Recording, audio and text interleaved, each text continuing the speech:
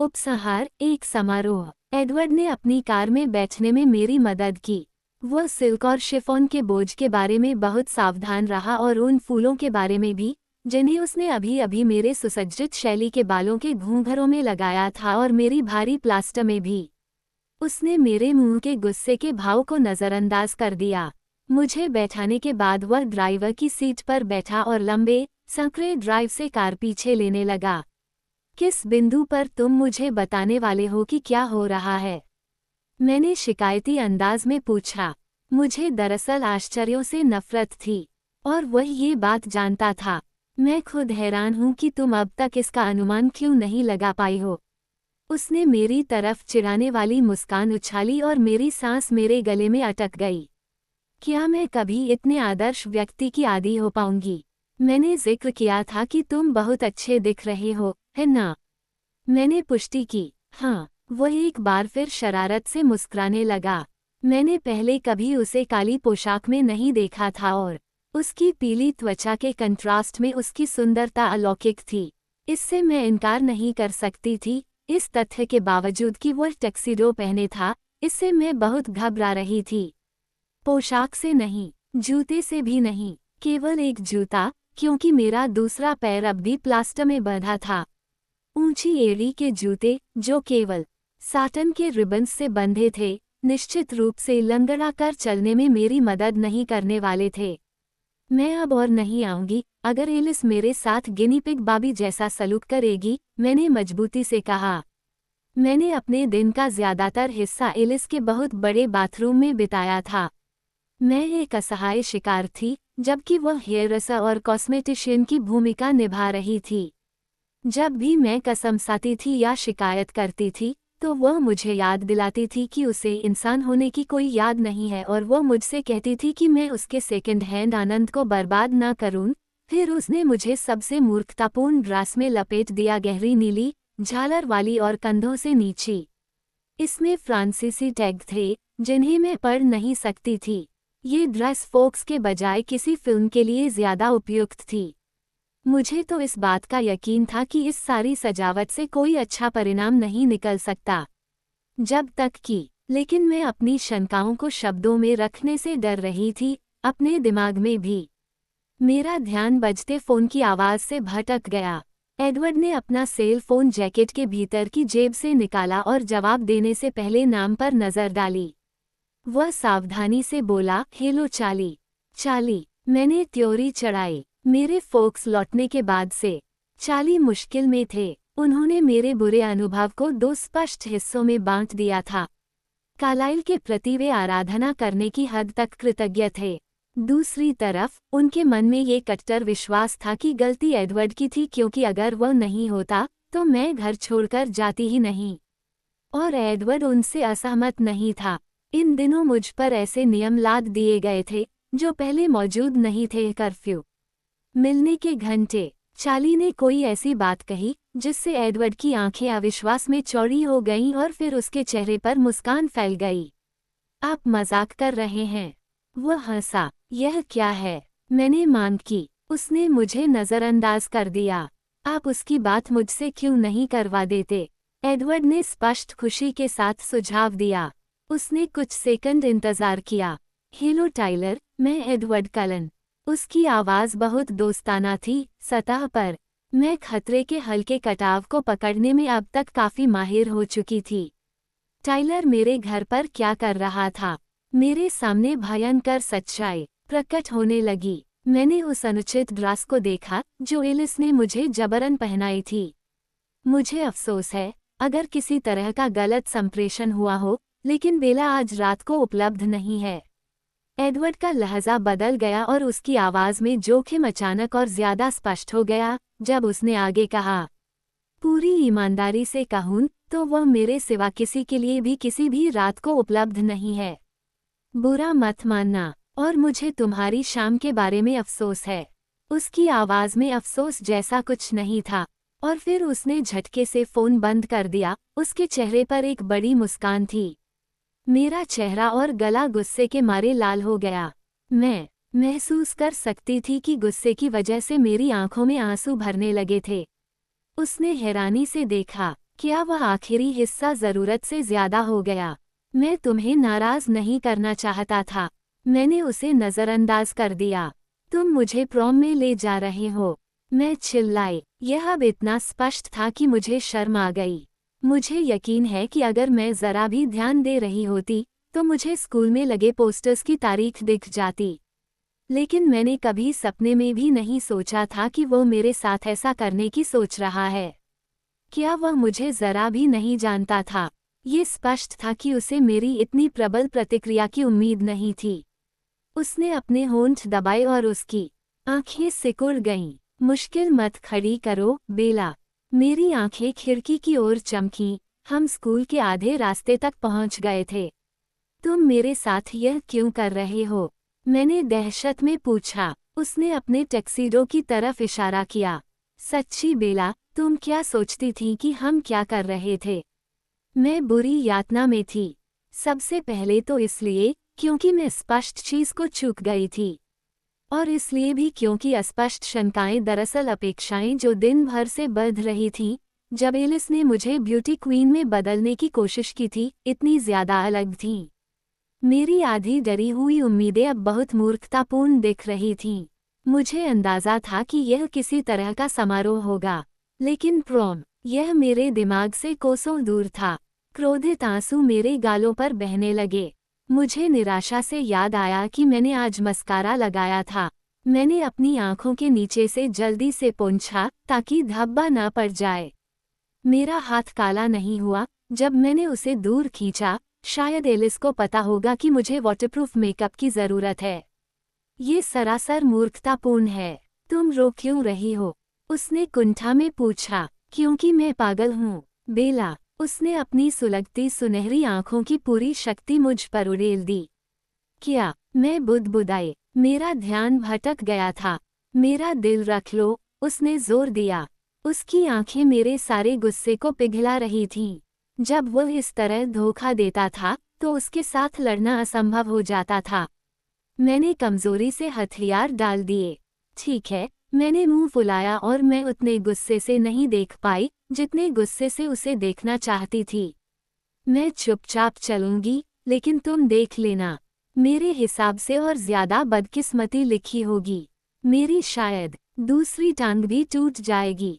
इस जूते को देखो, ये तो मौत का जाल है। मैंने अपने अच्छे पैर को प्रमाण के रूप में दिखाया। उसने मेरे पैर को आवश्यकता से ज्यादा समय तक घूरा। आज रात मुझे एलिस को धन्यवाद देने की याद दिलाना। एलिस भी वहां होगी। इससे मुझे थोड़ी राहत मिली। जेस्पर के साथ, और एम्थ, और रोजेली, उसने स्वीकार किया। आराम की भावना गायब हो गई। रोजेली के साथ कोई प्रगति नहीं हुई थी, हालांकि उसके कई बार पति रह चुके एम्थ के साथ मेरे काफी अच्छे संबंध बन गए थे। एम्थ को मेरे आसपास रहने में मजा आता था। उसे मेरी विचित्र मानवीय प्रतिक्रियाएं मजेदार लगती थीं। या शायद मैं बहुत ज्यादा गिरती थी, ये बात उसे बहुत मजेदार लगती थी। रोजेली इस तरह व्यवहार करती थी मानो मेरा अस्तित्व ही न हो। हालांकि मेरे विचार मुझे जिस दिशा में ले गए थे, उसे झटकने के लिए मैंने अपना सिर हिलाया और किसी दूसरी चीज के बारे में सोचा। क्या चाली को ये पता है? मैंने अचानक संदेह में पूछा। जाहिर है, वह मुस्कुराया और उसने अपनी हंसी दबाई। स्पष्ट रूप से टाइलर को ये पता नहीं था। मैंने अपने दांत पीसे। मैं कल्पना नहीं कर सकती थी कि टाइलर इतना मूर्ख कैसे हो सकता है। स्कूल में, जहां चाली हस्तक्षेप नहीं कर सकते थे, एडवर्ड और मैं एक जिस्म दो जान थे, सिवाय उन दुर्लभ धूप वाले दिनों के। हम अब स्कूल में थे। रोजेली की लाल कन्वर्टेबल पार्किंग लॉट में अलग ही चमक रही थी। बादल आज पतले थे और धूप की कुछ लकीरें पश्चिम में दूरी पर बचकर निकल रही थीं। वह बाहर उतरा और मेरा दरवाज़ा खोलने के लिए चलकर आया। उसने अपना हाथ बढ़ाया। मैं बाहें बांधकर जिद से सीट पर ही बैठी रही और आत्मसंतुष्टि का गोपनीय भाव महसूस करती रही। पार्किंग लॉट में औपचारिक पोशाक वाले लोगों की भीड़ थी, गवाह। वह मुझे कार से मजबूर करके नहीं उतार सकता था, जैसा वह अकेले में कर सकता था। उसने आह भरी, जब कोई तुम्हें मारना चाहता है, तब तो तुम शेर जितनी बहादुर हो जाती हो, और जब कोई डांस का जिक्र करता है, उसने अपना सिर हिलाया। मैंने थूक गटका, डांस करना। बेला, मैं किसी चीज को तुम्हें चोट नहीं पहुंचाने दूंगा, तुम्हें भी खुद को चोट पहुंचाने नहीं दूंगा। मैं एक बार भी तुम्हें नहीं छोड़ूंगा, मैं वादा करता हूँ। मैंने इस बारे में सोचा और अचानक काफी बेहतर महसूस करने लगी। वह मेरे चेहरे पर ये देख सकता था। तो अब ठीक है, उसने हल्के से कहा, यह इतना बुरा नहीं होगा। वह झुका और उसने एक बांह मेरी कमर में लपेट ली। मैंने उसका दूसरा हाथ पकड़ा और उसे कार से खुद को उठाने दिया। उसने अपनी बांह मेरे चारों ओर कसी और मुझे सहारा दिया जब मैं लंगड़ाते हुए स्कूल की तरफ गई। फीनिक्स में प्रॉम होटल के बॉलरूम में होते थे। जाहिर है, यहाँ डांस जिम में हो रहा था। शायद ये शहर का इकलौता कमरा था जो इतना बड़ा था कि वहाँ डांस हो सके। जब हम अंदर पहुँचे तो मैंने नकली हंसी निकाली। वहाँ सचमुच के गुब्बारे, तोरणों और क्रीप पेपर के मुड़े हुए हार दीवारों पर बंधनवार से सजे थे। ये तो ऐसा दिख रहा है जैसे कोई हॉरर मूवी होने वाली है, मैं मक्कारी से हंसी। देखो, वो बुदबुदाया। जब हम धीरे धीरे टिकट टेबल के करीब पहुंचे, वह मेरा ज्यादातर वजन उठा रहा था, लेकिन मुझे फिर भी लंगड़ाना पड़ रहा था और अपने पैर आगे की तरफ हिलाना पड़ रहा था। यहाँ पर्याप्त से ज्यादा वैम्पायर मौजूद हैं। मैंने डांस फ्लो की तरफ देखा। फ्लो के बीच में एक चौड़ी खाई बन गई थी, जहां दो जोड़े शानदार नृत्य कला दिखा रहे थे। बाकी के डांसर्स उन्हें जगह देने के लिए कमरे के बगल में दब गए थे। कोई भी इतने शानदार नृत्य की तुलना में खड़ा नहीं होना चाहता था। एम्ट और जैस्पर क्लासिक टैक्सीडोज में भयभीत करने वाले और निर्दोष थे। एलिस काली साटन ड्रेस में कमाल लग रही थी, जिसके ज्योमेट्रिक कटआउट थे जो उसकी बर्फीली सफ़ेद त्वचा के बड़े त्रिकोणों को दिखा रहे थे। और रोज़ेली तो बस रोज़ेली थी। वह विश्वास से भी परे थी। उसकी चमकदार लाल ड्रेस बिना पीठ वाली थी, उसकी पिंडलियों तक कसी हुई, जहां ये चौड़ी वाली झालर में बदल गई थी। गला उसकी कमर तक आ रहा था। मुझे उस कमरे में मौजूद हर लड़की पर तरस आया, जिसमें मैं भी शामिल थी। क्या तुम दरवाजे की कुंडी लगाना चाहते हो ताकि तुम संदेह करने वाले नागरिकों का नरसंहार कर सको? मैंने षड्यंत्रकारी ढंग से फुसफुसाते हुए कहा। और तुम किसके साथ हो? उसने गुस्से से पूछा। ओह, मैं तो वैम्पायरों के साथ हूँ, जाहिर है। वह अनिच्छा से मुस्कुराया। डांस करने से बचने के लिए कुछ भी चलेगा, कुछ भी। उसने हमारे टिकट खरीदे और मुझे डांस फ्लो की ओर ले गया। मैं उसकी बांह से टिककर घबराने लगी और पैर घसीटने लगी। मेरे पास सारी रात है, उसने चेतावनी दी। अंततः वह मुझे उस जगह तक खींचकर ले गया जहां उसका परिवार शानदार तरीके से डांस कर रहा था, भले ही उनकी नृत्य शैली वर्तमान समय और संगीत के हिसाब से पूरी तरह उपयुक्त नहीं थी। मैंने दहशत में देखा। एडवर्ड, मेरा गला इतना सूख गया था कि सिर्फ फुसफुसाहट ही निकल पाई। मैं सच्ची में डांस नहीं कर सकती। मैं अपने सीने के भीतर दहशत को उबलते हुए महसूस कर सकती थी। चिंता मत करो, मूर्ख लड़की, उसने फुसफुसाकर कहा। मैं कर सकता हूँ। उसने अपनी बाहें मेरे गले के चारों ओर डाली और मुझे अपने पैरों के नीचे खिसका लिया। और फिर हम घूमने भी लगे। मुझे ऐसा महसूस हो रहा है जैसे मैं 5 साल की हूँ। कुछ मिनट तक प्रयासरहित नृत्य करने के बाद मैं हंसते हुए बोली, तुम 5 की दिखती नहीं हो। वह बुदबुदाया और एक पल के लिए मुझे ज्यादा करीब खींचा, जिससे मेरे पैर जमीन से लगभग 1 फुट ऊपर हो गए। एलिस ने मोड़ पर मुझसे नजरें मिलाईं और प्रोत्साहन देते हुए मुस्कराई। मैं भी बदले में मुस्कराई। मैं यह एहसास करके हैरान थी कि मैं दरअसल मज़े ले रही थी। थोड़े से। ठीक है, यह उतना बुरा भी नहीं है, मैंने स्वीकार किया। लेकिन एडवर्ड दरवाज़ों की तरफ घूर रहा था और उसका चेहरा क्रोधित था। क्या है? मैंने जोर से पूछा। मैंने उसकी निगाह का अनुसरण किया और हालांकि घूमने से थोड़ी दिशा भटक गई, लेकिन आखिरकार मैंने देख लिया कि उसे किस चीज़ से उलझन हो रही थी। जेकब ब्लैक फ्लो पार करके हमारी तरफ आ रहा था। वह टैक्सीडो में नहीं था, बल्कि लंबी आस्तीन की सफ़ेद शर्ट और टाई में था और उसके चिकने बाल सामान्य पोनीटेल में बंधे थे। पहचानने के पहले सदमे के बाद मुझे जेकब पर तरस आया। वो स्पष्ट रूप से असहज था, यातना में तरीके से। उसका चेहरा क्षमायाचना से भरपूर था जब उसने मुझसे नजरें मिलाईं। एडवर्ड बहुत धीरे से गुर्राया। शांति, मैंने फुफकारते हुए कहा। एडवर्ड की आवाज तीखी थी। वह तुमसे बात करना चाहता है। जेकब तब तक हमारे पास पहुंच गया था। अब शर्मिंदगी और क्षमायाचना के भाव उसके चेहरे पर और ज्यादा स्पष्ट दिखाई दे रहे थे। ये बेला, मैं उम्मीद कर रहा था कि तुम यहाँ मिलोगी। जेकब की आवाज से लग रहा था कि वह इसकी ठीक विपरीत उम्मीद कर रहा था, लेकिन उसकी मुस्कान हमेशा जितनी ही गर्मजोशी से भरी थी। हाय जेकब, मैं पलटकर मुस्कराई। क्या हुआ? क्या मैं बीच में आ सकता हूँ? उसने असहजता से पूछा और पहली बार एडवर्ड को देखा। मुझे इस बात पर गौर करके सदमा लगा कि जेकब को ऊपर नहीं देखना पड़ा।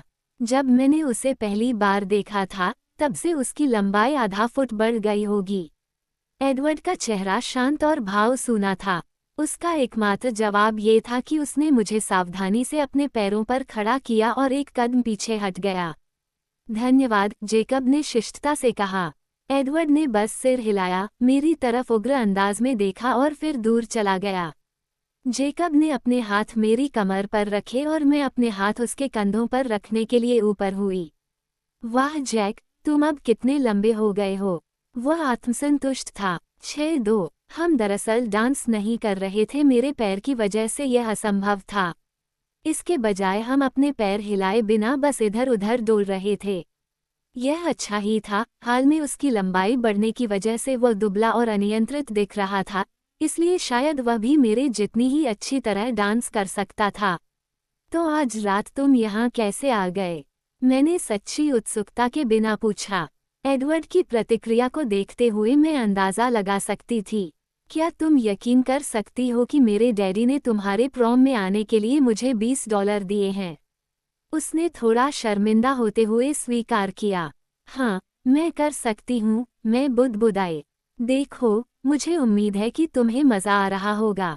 कोई दिखा जो तुम्हें पसंद हो, मैंने छीलते हुए कहा और सजावट की तरह दीवार से टिकी लड़कियों के समूह की तरफ इशारा किया। हाँ, उसने आह भरी। लेकिन वो किसी और के साथ है। उसने एक पल के लिए मेरी उत्सुक निगाह से निगाह मिलाई, फिर हम दोनों ही दूर देखने लगे, शर्मिंदा होकर। वैसे तुम काफी अच्छी दिख रही हो, उसने संकोच से कहा। ओह, धन्यवाद। तो बिली ने तुम्हें यहाँ आने के लिए पैसे क्यों दिए? मैंने जल्दी से पूछा, हालांकि मुझे जवाब मालूम था। जेकब विषय बदलने के कारण कृतज्ञ नहीं दिख रहा था। उसने दूर देखा और एक बार फिर असहज हो गया। उन्होंने कहा था कि तुमसे बात करने के लिए ये जगह सुरक्षित है। मैं कसम खाता हूँ कि बूढ़े आदमी का दिमाग चल गया है। मैं कमजोरी से उसकी हंसी में शामिल हुई। चाहे जो हो, उन्होंने कहा कि अगर मैं तुम्हें कोई चीज़ बोल दूंगा तो वे मुझे वह मास्टर सिलेंडर दिला देंगे जिसकी मुझे ज़रूरत है। उसने झेंपी हुई मुस्कान के साथ स्वीकार किया। तो फिर बता दो, मैं चाहती हूँ कि तुम अपनी कार पूरी कर लो। मैं मुस्कराई। कम से कम जेकब को इसमें से किसी चीज़ पर भरोसा नहीं था। इससे स्थिति थोड़ी ज्यादा आसान बन गई। दीवार से टिककर एडवर्ड मेरा चेहरा देख रहा था। उसका खुद का चेहरा भावरहित था। मैंने देखा कि गुलाबी ड्रेस में सेकंड ईयर की एक छात्रा उसे हसरत से देखे जा रही थी, लेकिन एडवर्ड तो उसके बारे में जागरूक ही नहीं था। जेकब ने एक बार फिर दूर देखा, शर्मिंदा होते हुए। नाराज मत होना, ठीक है? मैं तुम पर नाराज नहीं होऊंगी, जेकब, मैंने उसे आश्वस्त किया। मैं बिली पर भी नाराज नहीं होऊंगी। बस वह कह दो जो तुम्हें कहना है। देखो, यह इतना मूर्खतापूर्ण है, मुझे अफसोस है। बेला, वे चाहते हैं कि तुम अपने बॉयफ्रेंड से ब्रेकअप कर लो। उन्होंने कहा है कि मैं तुमसे प्लीज भी कहूँ। उसने हिकारत में सिर हिलाया। वे अब भी अंधविश्वासी हैं। हाँ, वे एक तरह से बौरा गए थे जब तुम्हें फीनिक्स में चोट लगी थी। उन्हें यकीन ही नहीं हुआ। जेकब संकोच में वाक्य अधूरा छोड़ गया। मेरी आंखें सिकुड़ गईं। मैं गिर गई थी। मैं ये बात जानता हूँ, जेकब ने जल्दी से कहा। वे सोचते हैं कि मेरे घायल होने का एडवर्ड से कोई संबंध था। ये प्रश्न नहीं था और मेरे वादे के बावजूद मैं नाराज हो गई। जेकब मुझसे नजरें नहीं मिला रहा था। हम अब संगीत पर लहराने की जहमत भी नहीं उठा रहे थे, हालांकि उसके हाथ अब भी मेरी कमर पर थे और मेरे उसके गले के चारों ओर। देखो जेकब, मैं जानती हूँ कि बिली शायद इस पर विश्वास नहीं करेंगे, लेकिन फिर भी तुम ये बात जान लो। उसने अब मेरी ओर देखा और मेरी आवाज़ की गंभीरता पर प्रतिक्रिया की। एडवर्ड ने दरअसल मेरी जान बचाई थी। अगर एडवर्ड और उसके डैडी नहीं होते तो मैं मर चुकी होती। मैं जानता हूँ, उसने दावा किया, लेकिन उसकी आवाज़ से लग रहा था कि मेरे संजीदा शब्दों ने उसे थोड़ा प्रभावित किया था। शायद वो बिली को भी इस बात का विश्वास दिला पाएगा। मुझे अफसोस है कि तुम्हें ये करना पड़ा, जेकब, मैंने माफ़ी मांगी। कम से कम तुम्हें तुम्हारे पास तो मिल जाएंगे, ठीक है? हाँ, वो बुदबुदाया। वह अब भी अजीब, परेशान दिख रहा था। संदेश और बचा है? मैंने अविश्वास में पूछा। भूल जाओ, वह बुदबुदाया, मैं नौकरी करके खुद पैसे बचा लूंगा। मैंने उसे गुस्से से घूरा, जब तक कि उसने मुझसे नजरें नहीं मिलाईं। बस उगल दो, जेकब। ये बहुत बुरा है। मुझे परवाह नहीं है। मुझे बताओ, मैंने जोर देकर कहा। ठीक है, लेकिन ये बुरा लगता है। उसने अपना सिर हिलाया। उन्होंने तुम्हें ये बताने को नहीं, तुम्हें चेतावनी देने को कहा था और यह उनकी कही हुई बात है, मेरी नहीं। उसने अपना एक हाथ मेरी कमर से उठाया और हवा में छोटे कोटेशन मार्क्स बना दिए। हम नजर रखेंगे। उसने मेरी प्रतिक्रिया को सावधानी से देखा। यह माफिया फिल्म जैसा लगा। मैं जोर से हंस दी। अफसोस है कि तुम्हें ये करना पड़ा, जैक, मैंने मुस्कराकर कहा। मुझे उतना ज्यादा फर्क नहीं पड़ा। उसने राहत में मुस्कुराया। उसकी आंखें मूल्यांकन कर रही थीं जब वे मेरी ड्रेस पर घूमी। तो उनसे कह दूं कि तुमने कहा है कि भाड़ में जाओ? उसने आशा भरे स्वर में कहा। नहीं, मैंने आह भरी। उनसे कहना कि मैंने धन्यवाद कहा है। मैं जानती हूँ कि उनके इरादे नेक हैं। गाना खत्म हो गया और मैंने अपनी बाहें नीचे कर लीं। उसके हाथ मेरी कमर पर झिझके और उसने मेरे टूटे हुए पैर पर निगाह डाली। क्या तुम दोबारा डांस करना चाहती हो, या मैं तुम्हें कहीं पहुंचाने में मदद कर सकता हूँ? एडवर्ड ने मेरी तरफ से जवाब दे दिया। ठीक है, जेकब, यहाँ से मैं संभाल लेता हूँ। हे, तुम्हें यहाँ नहीं देखा, वो बुदबुदाया। मुझे लगता है, बाद में मिलते हैं, बेला। वो पीछे हटा और आधे अधूरे मन से हाथ हिलाया। मैं मुस्कराई। हाँ, मैं तुमसे बाद में मिलूंगी। सॉरी, उसने दोबारा कहा और दरवाजे की तरफ मुड़ गया। जब अगला गाना शुरू हुआ, तो एडवर्ड की बाहें मेरे चारों ओर थीं। ये धीमे डांस के हिसाब से थोड़ा ज्यादा तेज संगीत था, लेकिन उसे परवाह नहीं थी। मैंने संतुष्टि से अपना सिर उसके सीने पर टिका लिया। बेहतर महसूस कर रहे हो?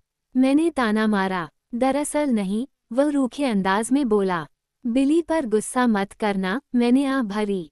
वे चाली की खातिर मेरी चिंता करते हैं। इसमें व्यक्तिगत कुछ नहीं है। मैं बिली पर नाराज नहीं हूँ, उसने पैनी आवाज में कहा। लेकिन उनका बेटा मुझे चिढ़ा रहा है। मैंने पीछे हटकर उसे देखा। उसका चेहरा बहुत गंभीर था। क्यों? सबसे पहले तो उसने मुझसे अपना वादा तुड़वाया। मैंने चकराकर उसे घूरा। वह आधा मुस्कुराया और अपनी बात को स्पष्ट किया। मैंने वादा किया था कि मैं आज रात तुम्हें नहीं छोड़ूंगा। ओह, चलो, मैं तुम्हें माफ करती हूँ। धन्यवाद, लेकिन कोई दूसरी चीज भी है। एडवर्ड की त्योरी चढ़ गई। मैंने धैर्यपूर्वक इंतजार किया। उसने तुम्हें काफी अच्छा कहा, वह आखिरकार आगे बोला और उसकी त्योरी गहरी हो गई। ये दरअसल एक अपमान था, क्योंकि तुम कमाल दिख रही हो। तुम तो सुंदर से भी ज्यादा हो। मैं हंसी। हो सकता है कि तुम थोड़ा पक्षपात कर रहे हो। मुझे ऐसा नहीं लगता। इसके अलावा मेरी आंखों की रोशनी बहुत बढ़िया है। हम एक बार फिर घूम रहे थे, मेरे पैर उसके पैरों पर थे, जब उसने मुझे करीब थामा। तो क्या तुम इस सब का कारण बताने जा रहे हो? मैंने कहा। उसने दुविधा में नीचे की तरफ देखा और मैं क्रीप पेपर को गुस्से से देखने लगी।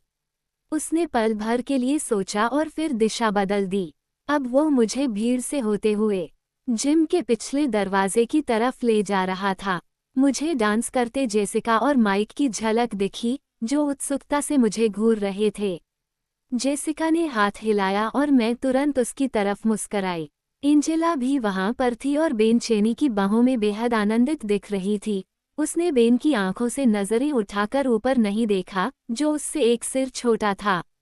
ली और सामन था। लॉरेन हमें गुस्से से घूर रही थी और वो कॉनर के साथ थी। मैं हर उस चेहरे का नाम याद कर सकती थी जो मेरे पास से घूमता हुआ गुजरा। और फिर हम दरवाजे के बाहर थे, डूबते सूरज की ठंडी धीमी रोशनी में। जैसे ही हम अकेले हुए, उसने मुझे उठाकर बाहों में ले लिया और अंधेरे मैदान के पार ले गया, जहां वह मैरोन पेड़ों की छाया के नीचे बेंच की तरफ बढ़ा। वह वहां मुझे अपने सीने से चिपकाकर बैठ गया। चांद निकल आया था, पट्टी बंधे बादलों के बीच से दिख रहा था और एडवर्ड का चेहरा सफेद रोशनी में पीला चमक रहा था। उसका मुंह सख्त था और आंखें परेशान थीं। मुद्दे की बात, मैंने धीरे से कुरेदा। मुझे नजरअंदाज करके वह चांद को घूरने लगा। एक बार फिर सांझ, उसने बुदबुदाया। एक और अंत। चाहे दिन कितना ही आदर्श रहे, इसका हमेशा अंत होता है। कुछ चीजों का कभी अंत नहीं होता। मैं तुरंत तनाव में आ गई और अपने दांतों के बीच से बुदबुदाए। उसने आह भरी। मैं तुम्हें प्रॉम इसलिए लाया, उसने धीरे से कहा और आखिरकार मेरे सवाल का जवाब दिया, क्योंकि मैं नहीं चाहता हूं कि तुमसे कोई चीज छूटे। मैं नहीं चाहता कि मेरी उपस्थिति तुम्हें किसी चीज से दूर रखे, अगर मैं ऐसा कर सकूं। मैं चाहता हूं कि तुम इंसान रहो। मैं चाहता कि तुम्हारी जिंदगी उसी तरह से चले जिस तरह से तब चलती अगर 1918 में मर जाता, जैसा मुझे मर जाना चाहिए था। मैं उसके शब्द सुनकर कांपी और फिर गुस्से से सिर हिलाने लगी। किस दुनिया में मैं अपनी खुद की इच्छा से कभी प्रॉम जाती? अगर तुम मुझसे 1000 गुना ज्यादा शक्तिशाली नहीं होते, तो मैं तुम्हें ये कभी नहीं करने देती। वो हल्के से मुस्कुराया, लेकिन मुस्कान उसकी आंखों तक नहीं गई। यह उतना बुरा नहीं था, तुमने खुद ये कहा था। ऐसा इसलिए है क्योंकि मैं तुम्हारे साथ थी। हम 1 मिनट तक शांत रहे। उसने चांद को घूरा और मैंने उसे। मैं सोच रही थी कि काश उसे बता पाती कि सामान्य इंसानी जीवन में मेरी कितनी कम रुचि थी। क्या तुम मुझे कुछ बताओगी? उसने पूछा और हल्की मुस्कान के साथ मेरी तरफ नीचे देखा। क्या मैं हमेशा नहीं बताती? बस वादा करो कि तुम मुझे बताओगी, उसने मुस्कराते हुए जोर दिया। मैं जानती थी कि मुझे इस पर लगभग तुरंत ही अफसोस होने वाला था। ठीक है, तुम्हें सचमुच की हैरानी हुई थी जब तुम्हें पता लगा कि मैं तुम्हें यहाँ ला रहा था, उसने शुरू किया। सचमुच हुई थी, मैंने कहा। बिल्कुल, वो सहमत हुआ। लेकिन तुम्हारे दिमाग में कोई और अनुमान रहा होगा।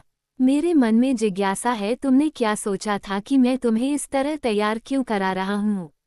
हाँ, तुरंत अफसोस। मैंने अपने होंठ सिकुड़े और झिझकने लगी। मैं तुम्हें नहीं बताना चाहती। तुमने वादा किया था, उसने आपत्ति की। मैं जानती हूँ। समस्या क्या है? मैं जानती थी कि वह ये सोच रहा होगा कि मैं सिर्फ शर्म के कारण नहीं बता रही हूँ। मैं सोचती हूँ कि इससे या तो तुम नाराज हो जाओगे या फिर दुखी। इस बारे में सोचते समय उसकी भौहें उसकी आंखों के ऊपर खींच गईं। मैं फिर भी जानना चाहता हूँ। प्लीज, मैंने आह भरी। उसने इंतजार किया। देखो, मैंने सोचा था कि यह किसी तरह का समारोह होगा, लेकिन मैं नहीं सोचती थी कि यह कोई छुटपुट इंसानी चीज होगी। प्रॉम, मैंने व्यंग्य किया। इंसानी, उसने सपाट अंदाज में पूछा। उसने मुख्य शब्द को पकड़ लिया था। मैंने अपनी ड्रेस को देखा और शिफॉन के एक रिबन से खेलने लगी। वो खामोशी से इंतजार करता रहा। ठीक है, मैंने तेजी से स्वीकार किया। मैं उम्मीद कर रही थी कि हो सकता है तुमने अपना मन बदल लिया हो, कि तुम आखिरकार मेरा रूप परिवर्तन करने वाले हो। उसके चेहरे पर एक दर्जन भाव दिखाई दिए। कुछ को मैंने पहचाना, क्रोध, दर्द, और फिर उसने खुद को संभाला और उसके चेहरे पर हंसी का भाव स्थिर हो गया। तुमने सोचा था कि यह काली टाई वाला अवसर होगा, है ना? उसने चिढ़ाया और अपने टक्सीडो जैकेट के किनारे को छुआ। मैंने अपनी शर्म छिपाने के लिए मुंह बनाया। मैं नहीं जानती कि ये चीजें कैसे होती हैं। मेरे लिए कम से कम ये प्रॉम से ज्यादा तार्किक नजर आता है। वह अब भी शरारत से मुस्करा रहा था। यह मजेदार नहीं है, मैंने कहा। नहीं, तुम सही हो, यह नहीं है। वह सहमत हुआ और उसकी मुस्कान फीकी पड़ गई। तुम गंभीर हो, ये विश्वास करने के बजाय मैं इसे मजाक समझना ज्यादा पसंद करूंगा। लेकिन मैं गंभीर हूँ, उसने गहरी आह भरी। मैं जानता हूँ। और क्या तुम सचमुच इतनी इच्छुक हो? दर्द एक बार फिर उसकी आंखों में लौट आया था। मैंने अपना होंठ काटा और सिर हिलाया। तो फिर तैयार रहो कि अंत होने वाला है, वह लगभग खुद से बुदबुदाया। तुम्हारे जीवन की सांझ होने वाली है, हालांकि तुम्हारा जीवन अभी अच्छी तरह शुरू भी नहीं हुआ है। तुम हर चीज छोड़ने के लिए तैयार हो। यह अंत नहीं है, ये तो शुरुआत है। मैं धीरे से असहमत हुई। मैं इस लायक नहीं हूँ, उसने दुख से कहा। क्या तुम्हें याद है जब तुमने मुझे बताया था कि मैं खुद को बहुत स्पष्टता से नहीं देख पाती हूँ? मैंने अपनी भौहें उठाते हुए पूछा। स्पष्ट रूप से तुम्हें भी यही दृष्टिदोष है। मैं जानता हूँ कि मैं क्या हूँ। मैंने आह भरी, लेकिन उसका परिवर्तनशील मूड बदल गया। उसने अपने होंठ सिकुड़े और उसकी आंखें तहकीकात कर रही थीं। उसने मेरे चेहरे की काफी समय तक जांच की। उसने पूछा, तो क्या तुम इसी समय तैयार हो? उसने पूछा। ओह हाँ। वह मुस्कुराया और अपना सिर धीरे धीरे झुकाया, जब तक कि उसके ठंडे होंठ मेरे जबड़े के कोने के ठीक नीचे मेरी त्वचा पर तैरने नहीं लगे। इसी समय उसने फुसफुसाया। उसकी सांस मेरी गर्दन पर ठंडी लग रही थी। मैं न चाहते हुए भी कांप गई। हाँ, मैंने फुसफुसाकर कहा, ताकि मेरी आवाज को टूटने का कोई मौका न मिले। अगर वह सोचता था कि मैं झांसा दे रही हूँ, तो वह निराश होने वाला है। मैं पहले ही यह निर्णय ले चुकी थी और मुझे पूरा भरोसा था। यह मायने नहीं रखता था कि मेरा शरीर किसी लट्ठे की तरह सख्त था। मेरे हाथ मुट्ठी में बंध गए थे, मेरी सांस गड़बड़ा गई थी। वह स्याह अंदाज में हंसा और दूर झुक गया। उसका चेहरा निराश दिख रहा था। तुम ये यकीन कैसे कर सकती हो कि मैं इतनी जल्दी मान जाऊंगा? उसने अपने चिढ़ाने वाले लहजे में कटु भाव के साथ कहा। लड़कियां सपने तो देख सकती हैं। उसकी भौहें उठीं। तो क्या तुम इसके बारे में सपना देखती हो? दरिंदा बनने के बारे में? नहीं, मैंने उसके शब्दों के चयन पर त्योरी चढ़ाते हुए कहा। दरिंदा, ज्यादातर तो मैं तुम्हारे साथ हमेशा हमेशा रहने के बारे में सपने देखती हूँ। उसके चेहरे का भाव बदल गया। यह मेरी आवाज में सूक्ष्म दर्द से नर्म और दुखी हुआ। बेला, उसकी अंगुलियां मेरे होंठों के आकार पर फिरने लगीं। मैं तुम्हारे साथ रहूंगा, क्या ये काफी नहीं है? मैं उसकी अंगुलियों के नीचे मुस्कराई। हाल फिलहाल के लिए काफी है। उसने मेरी दृढ़ता पर त्योरी चढ़ाई। कोई भी आज रात समर्पण नहीं करने वाला था। उसने सांस छोड़ी और उसकी आवाज एक तरह से गुर्राहट थी। मैंने उसका चेहरा छुआ। देखो, मैंने कहा, मैं पूरे संसार से ज्यादा तुमसे प्यार करती हूँ। क्या ये काफी नहीं है? हाँ, ये काफी है, उसने मुस्कराते हुए जवाब दिया। हमेशा हमेशा के लिए काफी है। और उसने झुककर अपने ठंडे होंठ मेरी गर्दन पर एक बार फिर रख दिए। हेलो दोस्तों, गब्राल आप सभी का स्वागत करते हैं हमारी जादुई दुनिया में। आप सभी से अनुरोध है कि वीडियो को लाइक करें और चैनल को सब्सक्राइब करें और कमेंट में बुकवर्म टाइप जरूर करें।